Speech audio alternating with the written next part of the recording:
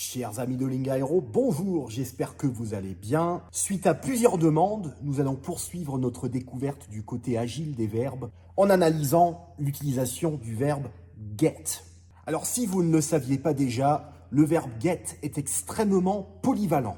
On peut le placer dans pratiquement n'importe quelle phrase. Et la bonne nouvelle, c'est que même si on peut difficilement changer les maths, je peux bien vous fournir quelques astuces pour rendre la grammaire anglaise plus facile.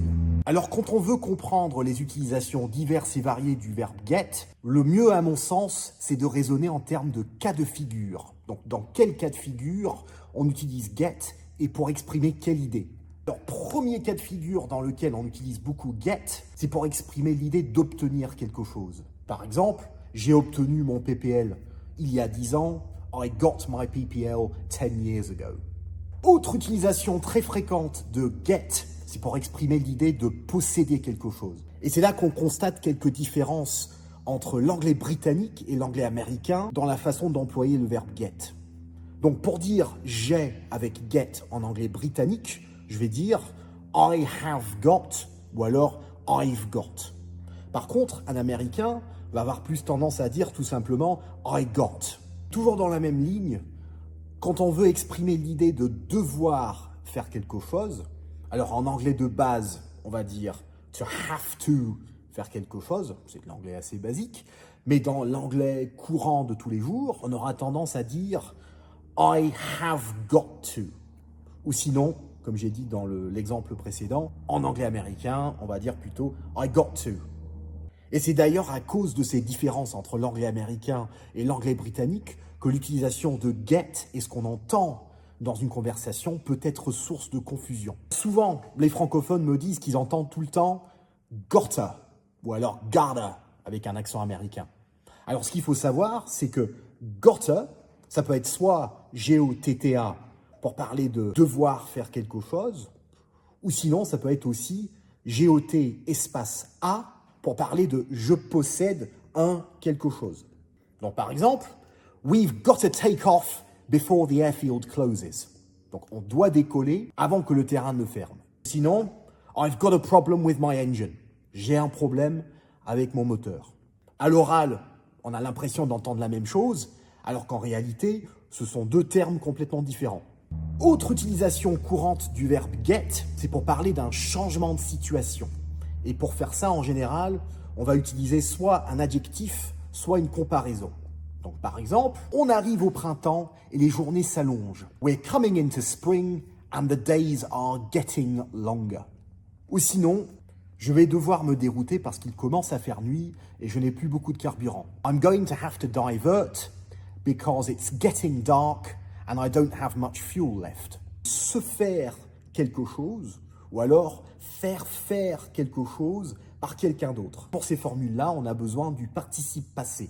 Donc la dernière forme du passé. Donc par exemple, en arrivant à notre destination, on s'est fait contrôler par la police. When we arrived at our destination, we got checked by the police. Les mécaniciens vous conseillent de faire cirer votre manche par un cireur de manche professionnel.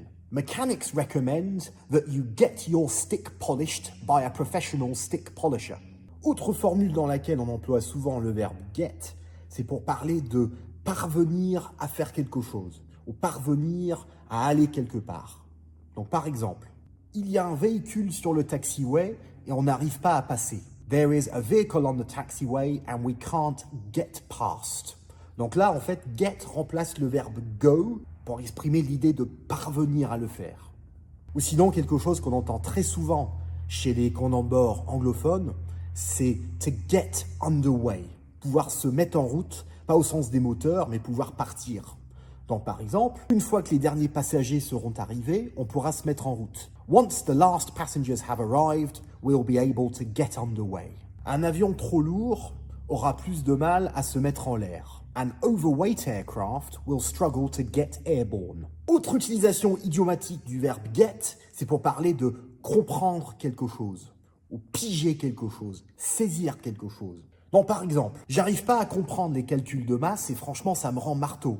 I just don't get weight calculations and it drives me crazy. Et le dernier sujet, c'est peut-être le plus vaste, c'est l'utilisation de get dans des verbes à particules.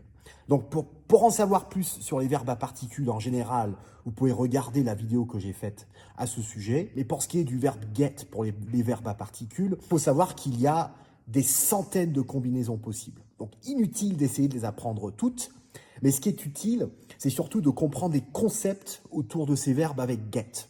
Alors le concept le plus important à saisir quand on utilise un verbe à particules avec get en anglais, c'est que pour chaque combinaison de verbes et de particules, il y a une signification au sens propre, il y a une signification au sens figuré. Donc par exemple, to get on, c'est monter sur quelque chose ou monter à bord d'un moyen de transport public. Ça, c'est le sens propre de la chose. Après, il y a le sens figuré qui est bien s'entendre avec quelqu'un. Par exemple, je suis monté dans le bus. I got on the bus. Je ne m'entends pas du tout avec ma belle-mère. I just don't get on with my mother-in-law. Voilà donc quelques explications autour du célèbre verbe get.